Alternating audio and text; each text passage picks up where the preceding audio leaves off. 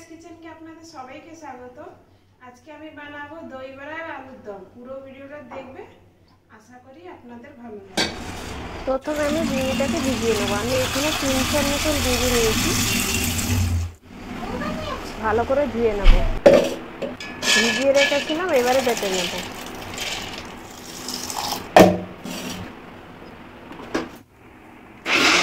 পুরো পালিশ করে বাটবেন না, একটু হাত বাটা করে বাটবেন, ভালো হবে। বিড়িতে দিচ্ছি সুজি, খাবার সোডা, নুন দিয়ে বেশ করে ফেটিয়ে নেব।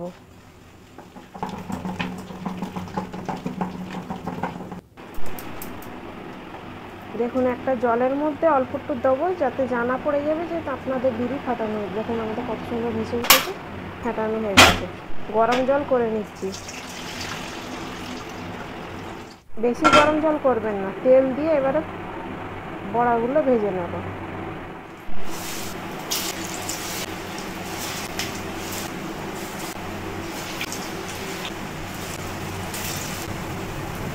নকুসুম জলেই আপনারা ভিজাবেন বড়াগুলো ছেনে ভিজিয়ে রাখলে তেলগুলো আর বড়াতে থাকবে না, আর খুব সুন্দর নরমই হবে দই বড়া খাওয়ার জন্য।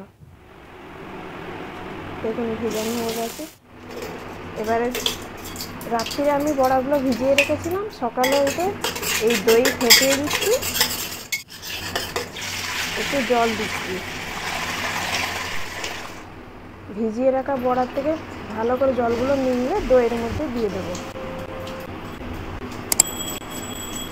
দেখুন কত তেল আমাদের বড়াতে। ওতে দিচ্ছি ধনেপাতা কুচি, পুদিনা পাতা কুচি, আদা থেতো করে নেব।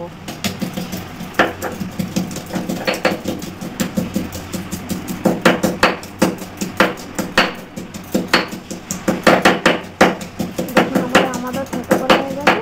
এবার দইয়ের মধ্যে দিয়ে দেবো, দিলে খুব সুন্দর একটা সেন্ট হবে।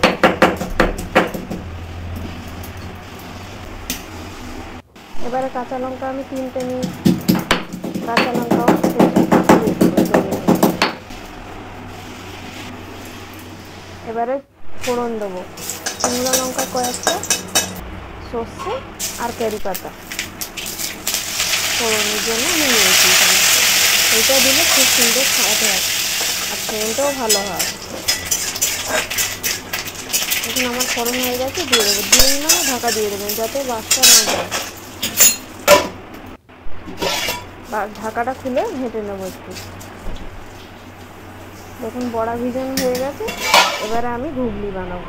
ঘুগনি বানানোর জন্য দিচ্ছি সাদা তেল, পেঁয়াজ ভেজে নেবো লাল লাল করে। এতে কিছু ফোড়ন না দিলেও চলবে। পেঁয়াজেতে একটু চিনি, একটু নুন দিয়ে দিচ্ছি। দেখুন পেঁয়াজগুলো লাল লাল করে ভাজা হয়ে গেছে। এবার আদা রসুন বাটা দিয়ে একটু ভেজে নেব। দিচ্ছি টমেটো কুচিটাকে বেশ করে কষিয়ে নেব। এতে হলুদ গুঁড়ো, লঙ্কার গুঁড়ো দিয়ে আর একটু কষে নেব।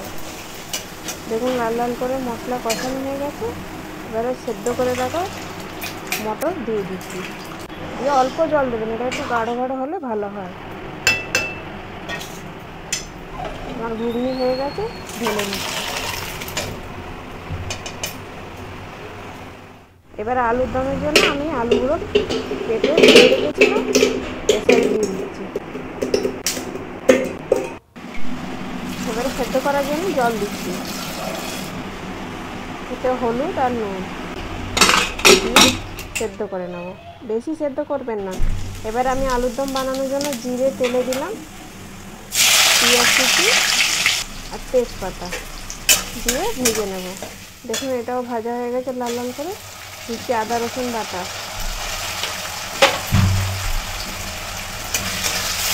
এটা আদা রসুনটা বেশ করে পাঁচটা গন্ধটা না যাওয়ার জন্য ভালো করে ভেজে নেব।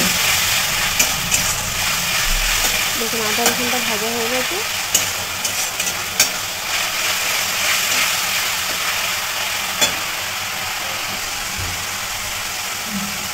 এটা হলুদ গুঁড়ো, নুন, লঙ্কার গুঁড়ো, ধনে গুঁড়ো আর চিনি সব দিয়ে কষিয়ে নেব। হালকা করে নেড়ে টমেটোর কুচি দিয়ে দিচ্ছি। টমেটো কুচি মশলাতে একটু জল দিচ্ছি যাতে মশলাটা পুড়ে না যায়। এবার একটু ঢাকা দিয়ে দেবো, টমেটোগুলো সেদ্ধ হয়ে যায় ভালো করে।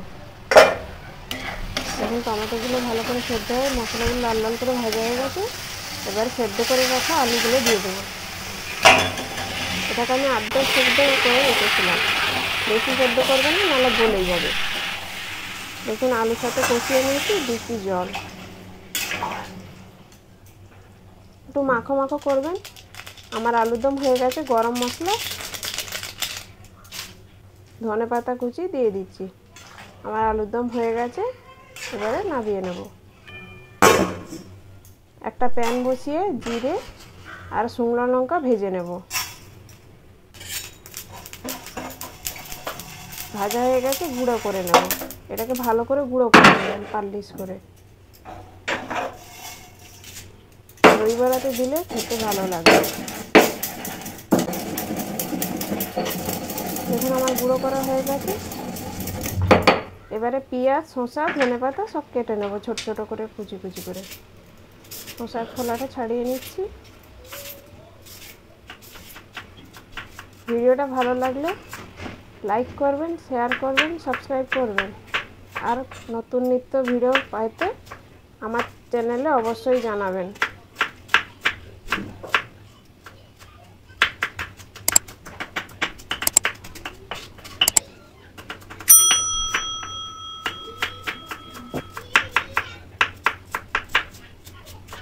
দেখুন এইরকম আমি ছোট ছোট করে গুঁড়ো গুঁড়ো করে কেটে নেব।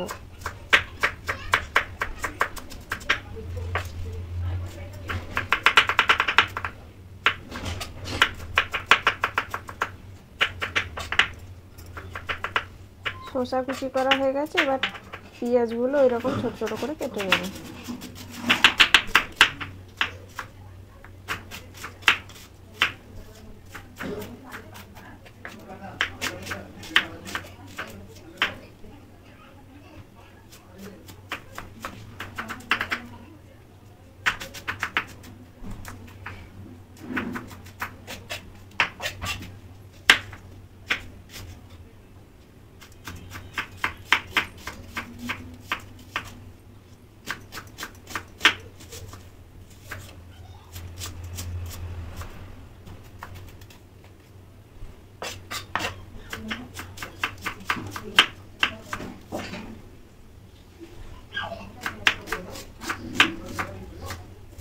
পেঁয়াজগুলো কুচি করা হয়ে গেছে। এবার ধনেপাতাগুলো কুচি করে নেব। আপনারা যে যে নতুন নতুন রেসিপি দেখতে চান আমাকে কমেন্টে জানাতে পারেন, আমি দেখার চেষ্টা করব। আমার কুচি করা হয়ে গেছে। দেখুন দই বড়ার জন্য সব জিনিস রেডি করে নিয়েছি। এবার সার্ভ করে নেব।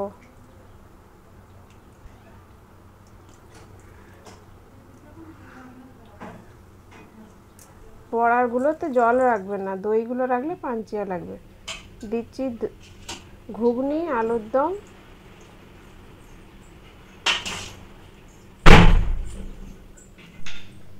এটাকে আমি জলজিরা জল করে রেখেছিলাম, ওতে একটু দিয়ে দেবো, দিলে টক টক লাগবে, ভালো লাগবে। দিচ্ছি শসা কুচি, পেঁয়াজ কুচি, ধনেপাতা কুচি, দই,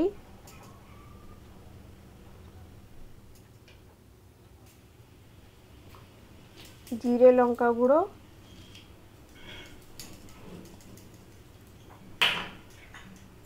আর অল্প পরিমাণে বিট নুন। দেখুন আমার সার্ভ করা হয়ে গেছে। এবার সবার শেষে ঝুড়ি ভাজা দিয়ে দিচ্ছি।